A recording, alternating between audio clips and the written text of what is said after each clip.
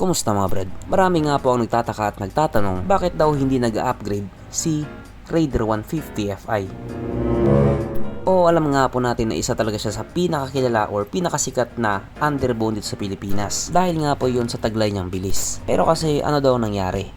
Bakit daw parang hindi naman gumagalaw? I mean, bakit para daw walang nagbabago? Yung sniper nag-upgrade na, yung Winner X nag-upgrade na, yung ibang mga underbone nag-upgrade na. Samantalang siya, andun nga.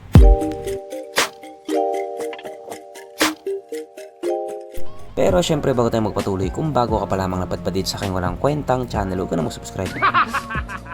So yun na nga, ngayon nga pong 2025, worth it pa rin kaya bumili ng Raider 150 Fi?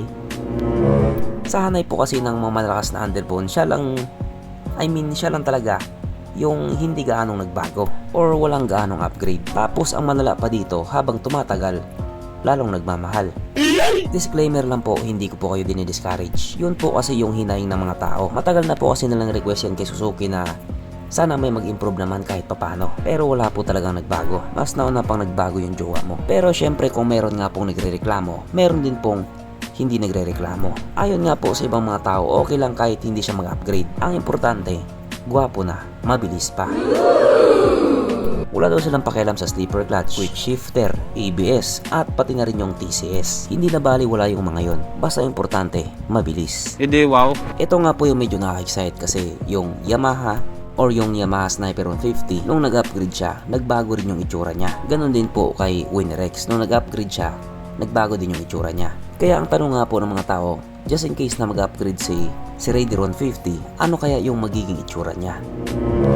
Dati kasi may mga kumalat na balita or chismis na maglalabas daw si Suzuki ng Raider 250cc na agad-agad naman pong pinaniwalaan ng iba ng mga tanga. Kesyo, kailan nalabas sa Pilipinas yan? Papabili ako kay mama. O diba? Ganon sila, kabilis maniwala. Pero hanggang ngayon nga po, wala pa rin talagang balita kung maglalabas ba ng bagong Raider 150. Kung yung ibang underbone nga po habang tumatagal, nagmumura or pamura yung presyo nila. Etong Raider 150 Fi naman, kabaliktaran. Dati 116,000 pesos, tapos nag 118, nag 120, nag 121, at yung iba umabot ng 124. Pero hindi ko po sinasabing lugi ka sa ganong presyo. Kasi kung doon ka naman naging masaya, panalo ka. Kaya dahil dyan, pag-usapan na lang natin kung ano bang meron sa motor na ito at kung gaano nga ba talaga siya kaganda. So ito nga po ang Suzuki Raider 150 Fi na mayroong 147.3 cubic centimeter engine displacement, 4-stroke single cylinder, dual overhead cam with 4 valves, fuel injected, at syempre ito po ay naka-liquid cooled. Kaya hindi po siya panis sa Honda Click 125. Ang kanyang operation ratio 11.5:1. Pagdating naman po sa kanyang power, ito po ay mayroong 18.2 horsepower, 10,000 RPM, 13.8 Nm of torque at 8,500 RPM. Na ayon nga po sa mga taong nakagamit sa motor na ito po ay kayang tumakbo sa bilis ng 160 to 180 km/h. Pero sa ibang bansa, 130 to 140 lang talaga yung top speed nila. Aba, ibang usapan na kapag Pinoy na nakasampa.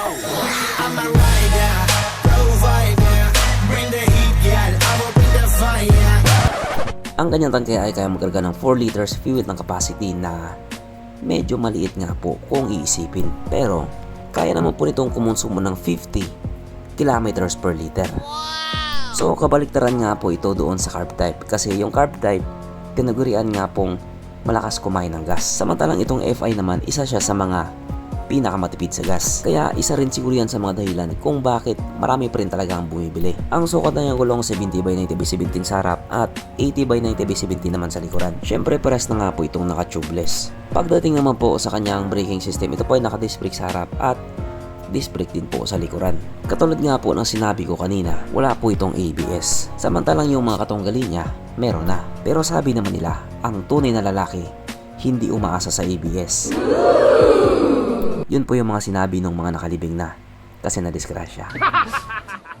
Ang kanyang seat height ay mataas na 765mm at 150mm naman ang kanyang ground clearance. At ang motor nga po na ito ay may kabuuang bigat na 109 kg na kung ikukumpara nga po natin doon sa mga katunggali niya, di hamak na mas magaan siya. Tapos idagdag pa natin na napaka-slim niya. Kaya hindi na po nakapagtataka kung bakit napakabilis niya.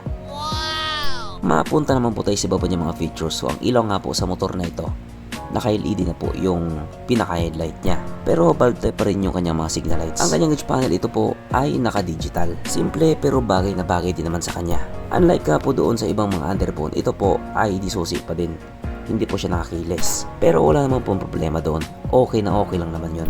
At ang isang nga po si pinaka disadvantage ng mga underbone motorcycle, wala po silang underseat compartment. At sa kaso naman itong Raideron 50 Fi, may compartment siya pero napakaliit lang. Kasya lang yung mga ilang tools. At wala din po itong USB charging port. Kaya kahit saan ka magpunta, kapag nalobat ka, mangangamba ka talaga.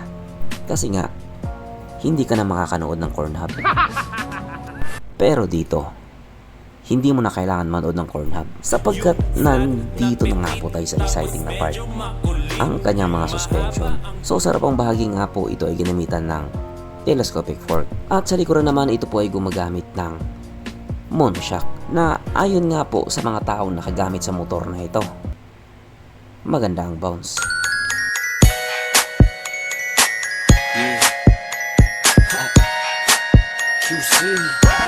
Siyempre ano pa ba?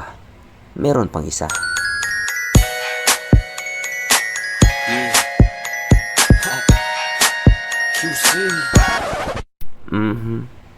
Panigurado. Wala na namang nalungkot. At dahil wala nga pong nalungkot, alamin na po natin kung present nga ba sa motor na ito yung tatlong pinaka-importanting features. So, una na nga po dito ang kanyang lagayan ng stallion at nakakalungkot mang sabihin, wala siyang ganon. Wala siyang lagayan ng stallion. Pangalawa, wala din po siyang sabitan ng pulutan. At oras na nga po para sa ating Red Horse Check, ang pinaka-importanting feature sa isang motor. At ayon nga po sa aking masusing pag-aanalisa, ang motor na ito ay kayang magkarga ng isang kahong Red Horse.